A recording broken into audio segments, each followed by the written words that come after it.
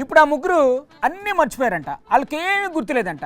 అందుకే సూపర్ 6 హామీలను వాళ్ళ ఒంటి మీద పచ్చబొట్టు పొడిపించాలి, అలా అయితేనే వాళ్ళు ఇచ్చిన హామీలు గుర్తుంటాయని అంటున్నారు జడ శ్రవణ్ కుమార్ గారు.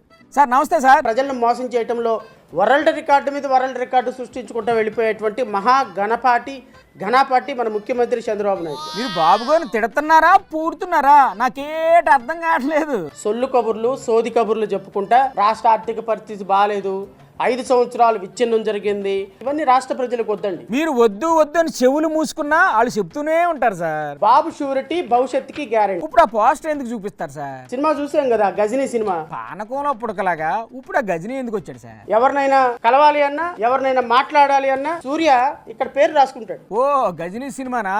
అవును సార్ అవును సార్. అలా రాసుకోకపోతే సూర్యకి ఏమీ గుర్తుండదు, షార్ట్ టర్మ్ మెమరీ.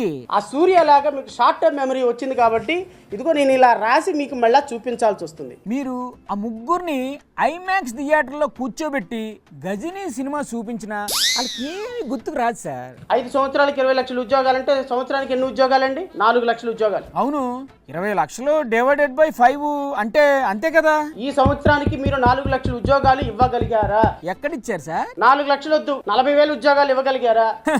ఏముంది అక్కడ ఇవ్వడానికి? చింతకాయ. 40,000 వద్దు, 14,000 ఉద్యోగాలు ఇవ్వగలిగారా? ఇవ్వలేదు. 14,000 వద్దు, 4,000 ఉద్యోగాలు ఇవ్వగలిగారా? ఇవ్వలేదు.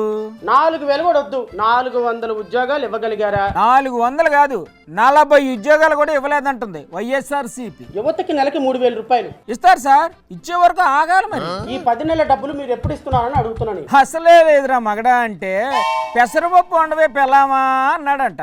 ఒక్క నెలకే దిక్కులేదంటే మీరు 10 నెలల అమౌంట్ అడుగుతున్నారా?